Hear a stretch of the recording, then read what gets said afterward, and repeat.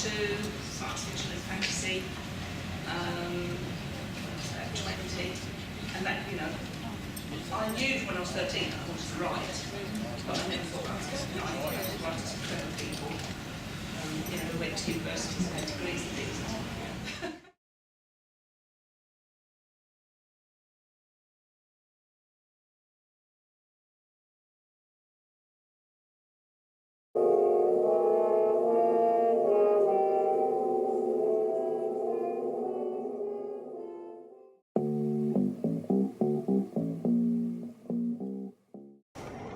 I don't even have a plan when I start a book, you know.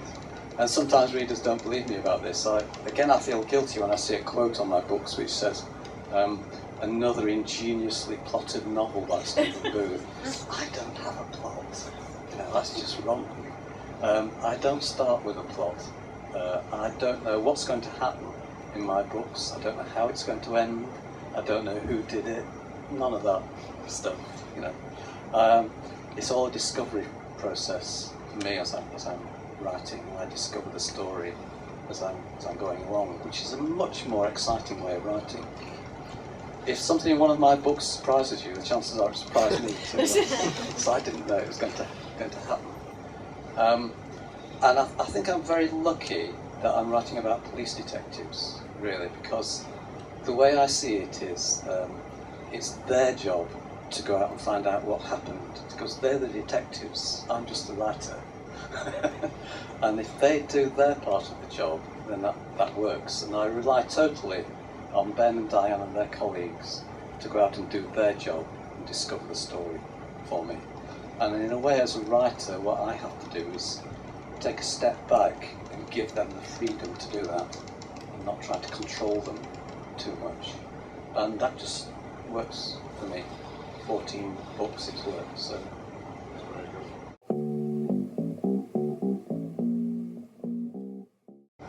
This is one of the things I feel very guilty about, because readers often ask this, and I don't understand how writers can work like that, really, to have that sort of fixed regime. I've heard people say, you know, oh, I get up at 6 o'clock in the morning, I write for 2 hours, have breakfast, write for another 2 hours, and then that's it for the day, you know. And some people say, oh, I write exactly 3,000 words a day. How do you do? What, you stop in the middle of a sentence? You know, when you get to... I don't understand that, really. But I do feel quite guilty about it, because the first 2 books in the series were written while I still had the day job. I was a local newspaper journalist in North Nottinghamshire. So the only time I had to write was in the evenings when I came home from work. And when you've got a very limited amount of time to writing, you make the best use of it, don't you? And I was very disciplined. Every night I would come home, sometimes quite late, have something to eat, sit down in front of the computer and just write into the early hours of the morning. You know, 1 o'clock in the morning was quite normal. And that first book in the series, Black Dog, was written in 4 months, I think, just writing in the evenings. And now that I'm full-time, which I have been for about 12, 13 years, it takes me a year to write a book, which is wrong, isn't it? You know, I mean, it just feels wrong to me.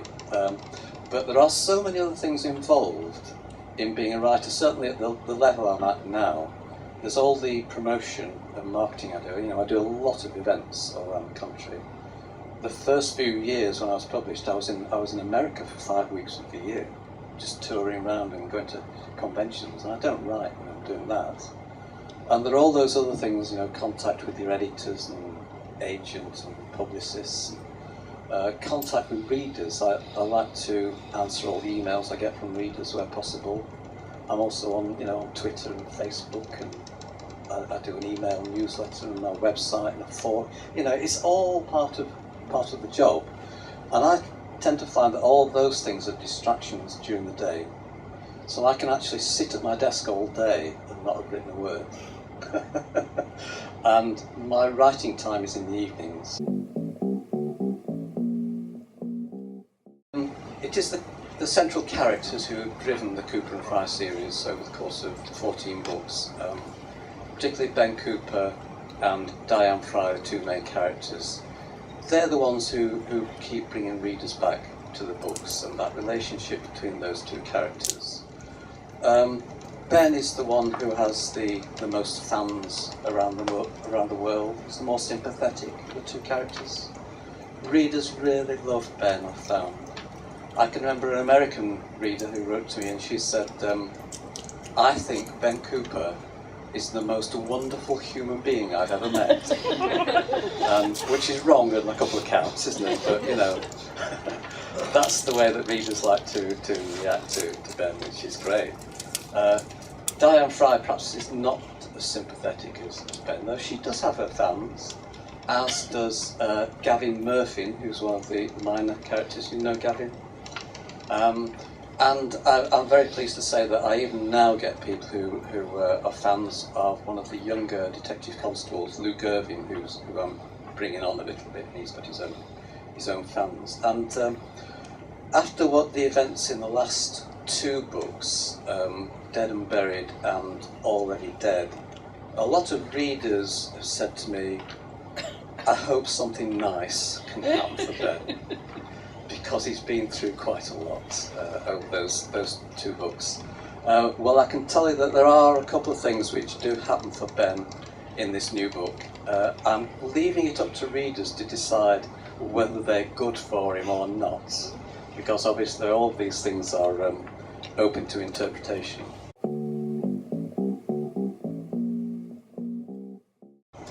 I was a newspaper journalist for 27 years, and I knew the police pretty well, and I always have done. So I've known the police in all kinds of circumstances, good and bad, I should say. Which, when I started to write the books, I felt I didn't know much about the technical aspects of police procedure, but I thought I knew who the people were, the characters, which is what was important to me. I thought, I know these guys, and I know what would go on in the office, because what I'm trying to do is to draw out the human side of the police. That's always what I'm trying to do.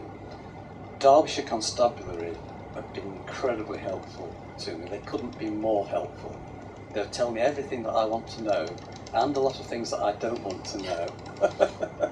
But when I go into police stations in Derbyshire, which they do let me do, I'm not looking for the technical stuff, which some of the officers think I am. I'm looking for those human details to help me draw the characters out. And I was very lucky that I made contact quite early on with one of the chief superintendents, who was the divisional commander at B Division in Buxton and then at C Division. And because he was the boss, when he said, this guy's all right, you can talk to him, everybody did talk to me.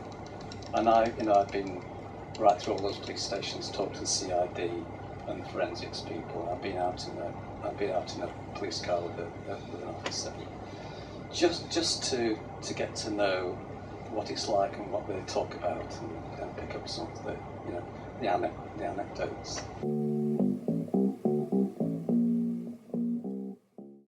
But as with all the Cooper and Fry novels, the idea for the story came from just random thoughts, really, that float around in my mind, and when they start to connect, I know that I've got a story.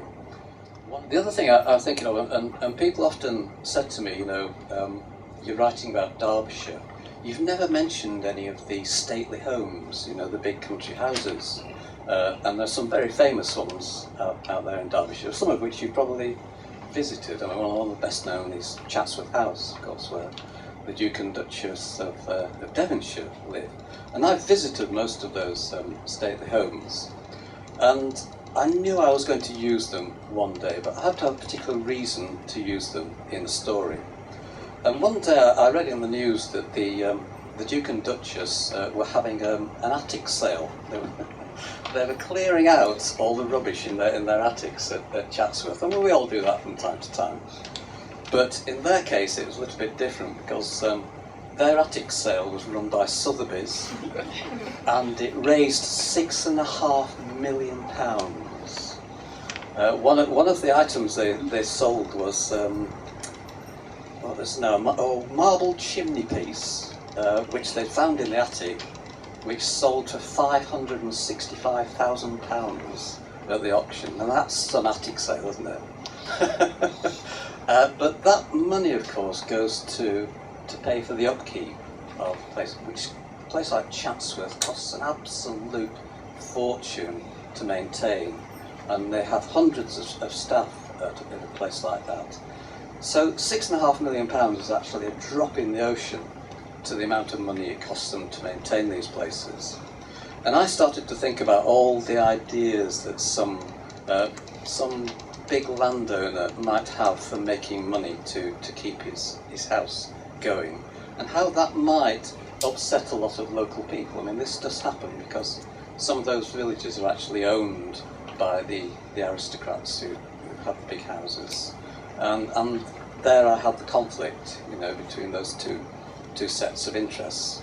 So if you read The Corpse Bridge, you'll find that there is a fictional stately home which I call Knoll Abbey, and if you visited some of those houses out there, you might find a certain sense of familiarity about parts of this stately home, but it is fictional, so I can assure you that no real aristocrats were harmed during the writing of this book.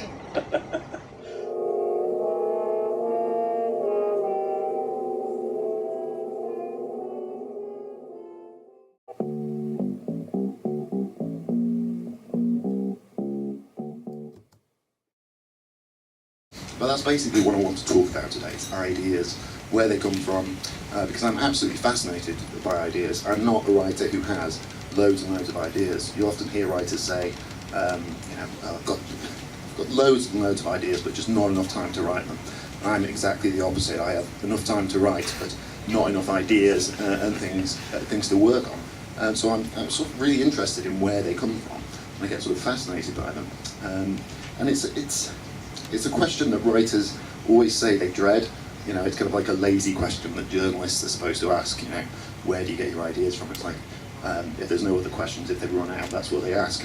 But as well as it being a cliche, I think it's also kind of, I think writers themselves are fascinated by it and slightly unnerved by it, because we don't always know where our ideas come from. And our livelihoods, and well, often our livelihoods, but certainly our kind of mental well-being and happiness revolves around having ideas. So I think it's a fascinating question, and one that sort of I like to think about. And the only answer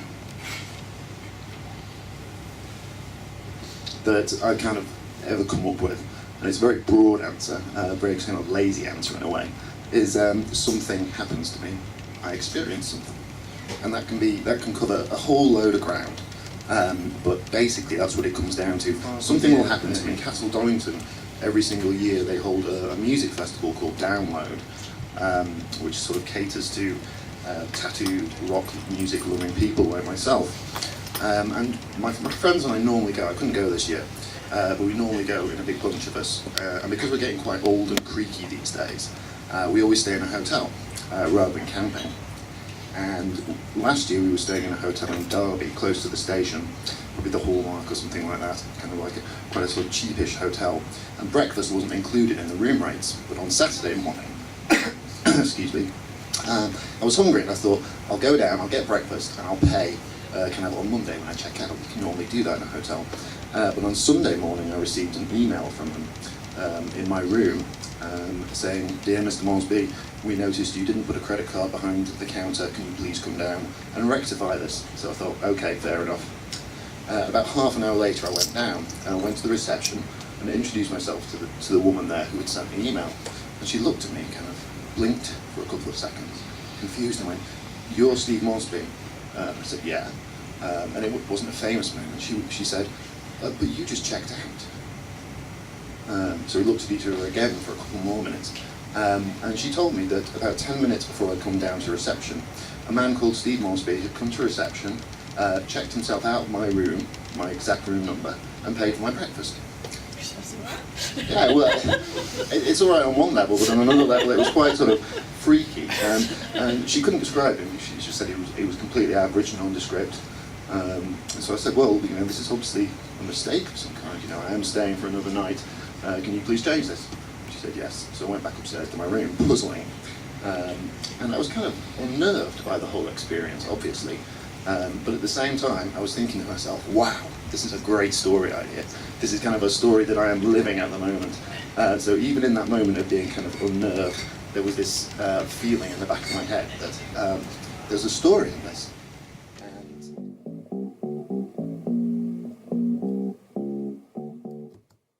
I wrote a book called Black Flowers a few years ago, and the original idea for that, the initial seed for the book, was a Peter Gabriel video. As you all kind of vaguely know Peter Gabriel, he has these kind of extraordinary videos, and he did a song called Digging in the Dirt. And I found the video, it's kind of grotesque, but absolutely fascinating. There are some moments in it where you see mushrooms growing in the shape of a human body on the ground, kind of gradually coming up and revealing themselves. And then there's another moment where flowers grow, revealing the word help. And it was a visual that really, really kind of stuck with me. And sort of, like I say, it lodged in my head, and I thought, I want to write about that somehow. I don't know exactly what the story will be, but I want to write something based around that.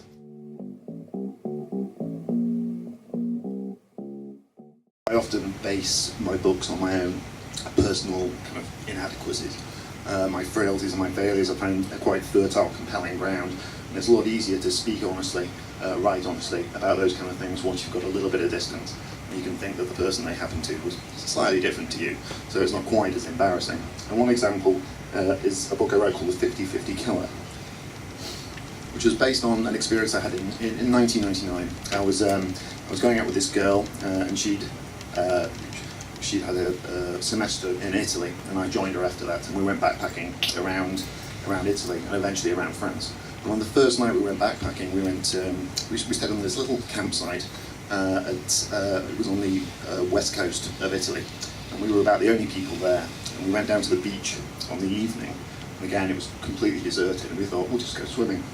So we went out into the ocean for a bit, and I'm not a strong swimmer, so I thought, well, I want to stay close to the shore, but she was a little bit more adventurous than me.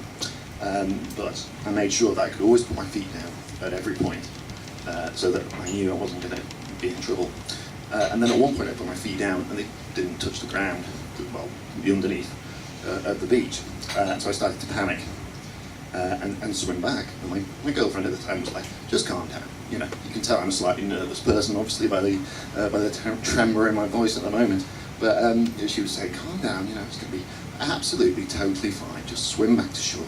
So we both started swimming back. And a minute or so later, the shore was even further away than before. And so we started to panic a little bit at that point. She decided it was acceptable. And then she sort of screamed at me, swim, shout as hard as you can. But there was nobody around to see us, and we just kept going further and further out into sea. And we got separated because the waves were so rough. And we just had to swim for shore as quickly and as hard as we could on our own, striking out. And swam for, well, it felt like a long time, but it probably wasn't, because I'm not that strong a swimmer. But eventually I could see the shore was getting closer, and I knew that was going to be okay. But up until that point, I'd been terrified. I thought, I am, literally going to die here. And when I got back onto the beach, kind of like dragging myself up on my hands and knees, I turned around and she was still a little way out there, and I could see her sort of face, and she was sort of screaming at me. And at that point, I could sort of tell she was going to be okay if she carried on, but she didn't know that. She was absolutely kind of terrified for her life. And so I started to go back in, because I felt that that was the kind of the manly thing to do. You shouldn't leave your girlfriend to drown. But I started to go back in, and I got back up, right up to my knees, and my body just froze. And I just couldn't bring myself, because I was so overwhelmed by the kind of fear of what had happened, that I just couldn't risk my life to do it. I just couldn't. And in the end, she got out absolutely fine without me. And we did break up very shortly afterwards, so it would have been a waste to go in and die for absolutely no reason. But afterwards, I started thinking to myself, we say all these things to each other when we're in a relationship. We say, I love you, I would die for you, I couldn't live without you. We say all those things, but they're incredibly easy things to say for most of us in the course of our everyday existence, because we're never called upon ourselves to prove them in any way or act upon them. They're just words, platitudes almost. So I decided I wanted to write about that, my own cowardice basically. also these kind of romantic fairy tale notions of love we have, which are often very difficult to the practicalities of everyday life and what really happens in relationships. But I didn't want to write about drowning because I'm a crime writer, a very dark crime writer. So I eventually came up with the idea of a serial killer. It always comes back to serial killers, apparently. But what the serial killer in my book does is kidnaps couples, and over the course of a single night, forces one of them to choose which of them will die.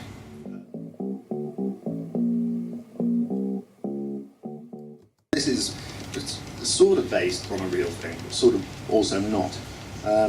In July 2003, a young woman called Amanda Champion was found murdered in woodland off a footpath in Ashford.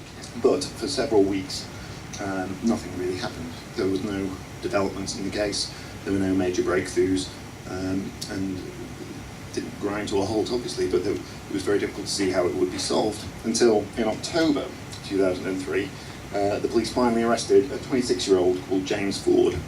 He actually admitted the murder, was sentenced to 15 years in prison minimum. But it was recognised at the trial that the police were highly unlikely to have ever caught him without the help of a man called Ray Osborne, who was at the time a volunteer with the Samaritans. We all know the Samaritans, obviously. And it turned out that Ford, the killer, following the murder, had made over 45 calls to the Samaritans, expressing suicidal thoughts about what he'd done, and ultimately confessing to the crime. And the dilemma that Ray Osborne was faced with, such as it is a dilemma, was that the Samaritans is an intensely confidential service, and it's anonymous. So people are supposed to be able to ring up and say whatever they want, and it's never reported, nobody knows who you are. It's one of the key kind of key cornerstones of the organisation. After consulting with colleagues, he decided that he had to do something. So he went to the police, and the police gave a court order so that they could trace the next call that Ford made, and they did that, and they caught him. And he was the man, and he eventually admitted it. And as a result of this, Ray Osborne was removed from the Samaritans. He was told he couldn't volunteer there anymore because he'd broken their rules. Now, at the time when I was planning the Nightmare Place, I didn't know anything about this case at all. I was thinking about it because a friend of mine, a close friend, had started volunteering at a similar service, which kind of offered a confidential, anonymous phone service for people to talk to. And although they didn't tell me any of the contents of the calls, because that would be unacceptable, but it was very, very clear that some of them were quite disturbing, some were more disturbing than others. When you think about it, you think of these services, they're available for lonely, suicidal people who are depressed, down, isolated, alone, and you don't think about it this way, but of course some of those people are in that state because they've done very bad things. And you know, you hesitate to say somebody deserves to be depressed, but some people do. And so these services naturally attract those kind of callers, as well as the kind of people that you would have sympathy for, people you would have no sympathy for whatsoever. And also there's kind of this inherent conflict in a confidential, anonymous service, because the people who ring up perhaps to confess a crime or to talk about a crime wouldn't do it, obviously, unless it was a confidential, anonymous service. So there's kind of almost not a contradiction there, but it's kind of an interesting sort of dynamic. And so I was thinking about that, and I was really sort of interested in it. And I was trying to think, well, you know, what would a volunteer do then? That's sort of the seed idea of the book, you know, to put somebody who was volunteering in one of those organisations into that kind of situation and force them to kind of confront this dilemma. And over the course of my research, I read about the Amanda Champion murder, and the focus of the book sort of immediately changed when I did, because it became clear that it wasn't a dilemma at all, really, in reality. Ray Osborne himself at the trial said, you know, I couldn't have lived with myself if he'd done it again. I'd do exactly the same thing again, you know, so it's not really a dilemma. In that kind of situation, you would have to do something about it. So the book changed as I wrote it. It started out being about the volunteer, but then as it developed, the police character stepped forward to become the main character, and the volunteer kind of faded into a subplot almost. But it became more about male violence and kind of misogyny and how you know whether you know something is true or not about yourself. Whether you can trust your own memories, the way that we reinvent things and tell stories about ourselves in order to recast ourselves and to see ourselves in a better light, perhaps, or to see ourselves in a more bearable light. So that's what it became. That's what it became about in the end.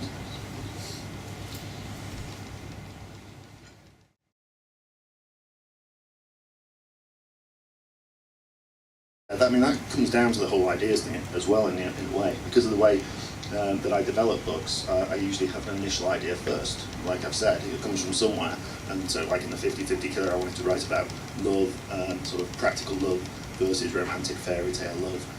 So once I have a theme like that, I begin to develop a story, and I develop characters that fit the theme.